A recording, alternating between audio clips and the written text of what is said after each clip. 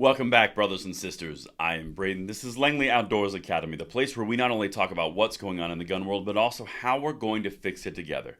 And the content that I'm going to show you this morning is something that I think is tremendously profound around what I'm terming is the Second American Tea Party. Not the party. I'm talking about an actual event in American history, which is the turning point and is something that is key to look forward from. Everything's going to be linked in the description box below, and I cannot wait to hear what you guys think about this one because the VP of Marketing for Bud Light just got put on LOA, which to me and my corporate experience says, yeah, you're going to get fired. Like I said, everything is linked. I cannot wait to hear what you guys think. And if you are new or you're a returning viewer, please consider hitting that like button, subscribing to the channel, and making sure you turn the notification bell on. We need as many people as we can to get into the fold to help pass the blessing of the Second Amendment along to the next generation. And thank you so much in advance for your consideration. And today's content is brought to you by Battle Cat Co. Now, Battle Cat Co. is a Virginia-based lifestyle merch company. They make t-shirts, they make gear, they make things to outfit you for the range to fight for your freedom every single day. They support the concept of being an asset to our country, communities, friends, and families. Through lifestyle gear aimed at training and spreading the message of the 2A, Battle Cat Co. is gear that makes a statement for your next day at the range or your everyday warrior wear. Thank you so much to Battle Cat Co. There's a link in the description box below, and if you are looking for some gear, check it out. But my brothers and sisters, we know there's been this thing going on with Bud Light. If you have been living under a rock, essentially Bud Light made some marketing missteps, didn't know their clientele, and now they're facing a pretty severe backlash. Here's the big thing. When the left is telling you that, no, the boycott is nothing, it's a tempest in a teapot, nothing happened. Yeah, sure, we lost $7 billion of valuation in the stock market, but it recovered. And yeah, it's still down, by the way. But look at the sales number. So I'm going to hit you a few things here, and I'm going to show you that if we duplicated this exact same effort in what I'm terming as, like I said, the Second American Tea Party, towards our gun rights, imagine what that would do if we brought our economic power to bear. Check this out. This is some really important stuff. Bud Light Marketing VP taking leave of absence sparks MAGA celebrations. Okay, take the back part out of them. It's not about that. The whole point here is the VP is making an absence, the VP is taking a leave of absence. From, again, my corporate experience, that's not something that you just do when you're embroiled in a national controversy that all the marketing is affecting your sales numbers when your entire point of your existence is to increase sales numbers and to maintain that brand image and awareness. It's failing miserably, and all of a sudden now you take LOA. Yeah, you're screwed. Anyway, let's keep going because this is some important stuff that, like I said, imagine applied to our rights on the Second Amendment side. Alyssa Heinerscheid reportedly stepped back from her position and will be replaced by Budweiser Global Marketing Vice President Todd Allen, according to marketing and advertising outlet Ad Age. So, put this in perspective.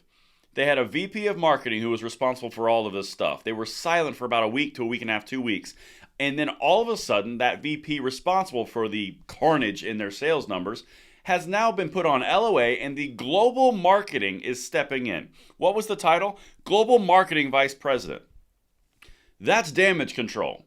You're having more of an impact than you think you are, and the numbers I'm about to show you are only from the first week of the response. Imagine when we get to 2, 3, and 4, because I don't think that this is going anywhere. This has sparked something. Let's keep going because this is deeper than a boycott. Former Arizona gubernatorial candidate Kari Lake tweeted, quote, "When conservatives fight the culture war, we win. They call us the silent majority for a reason, but we can no longer afford to be silent. There's too much at stake." Now, she has a very valid point. If we are indeed the silent majority, which we control a majority of the landmass in the United States, we definitely control the lion's share of the resources, the area, the base of the culture. The left controls the centralized power cities. That's what they do, right? But imagine, again, talking about this tweet, if every time a company infringed upon the Second Amendment or made a statement supporting infringing on the Second Amendment or supported a gun-controlling advertisement or supported a gun control group through advertising dollars or donations, imagine what would happen if we didn't spend money with them the same way that this is happening with Bud Light. The impact would be catastrophic. In fact, I'd kind of like to see it. But anyway, let's keep going because there's some stuff here. I got to show you what's happening. Again, only in the first week. For the week ending in April 8, off-premise dollar sales for Bud Light declined by 7%, while dollar share and volume declined by 3.7% and 10.7% respectively, according to Brewbound. For the week prior, dollar sales of Bud Light declined by 1.6%, the site reported, citing the data from Williams. Now, this is all the different links, which are down there if you'd like to see them.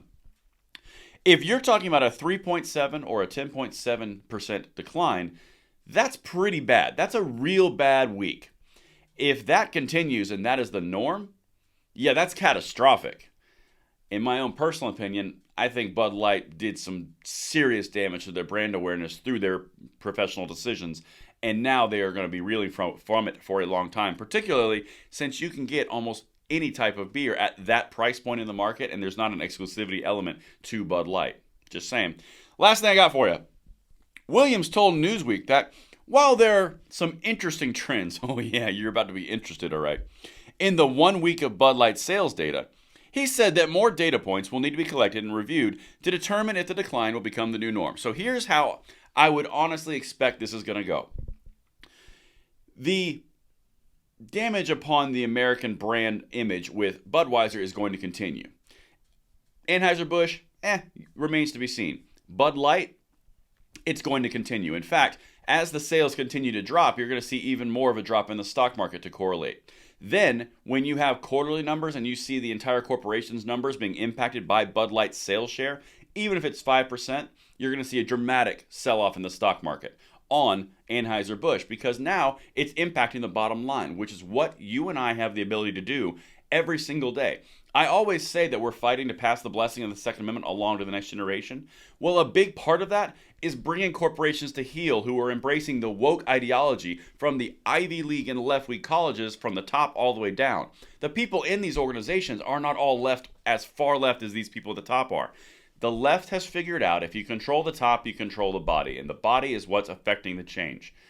You start taking away their ability to eat, you start taking away their ability to generate revenue, you're going to see moves like you're similarly seeing here, because this is an American-based brand which has a very deep, iconic legacy inside the American public, and they just squandered it.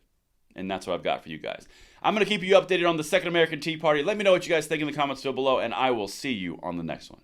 I'm Braden. See you later.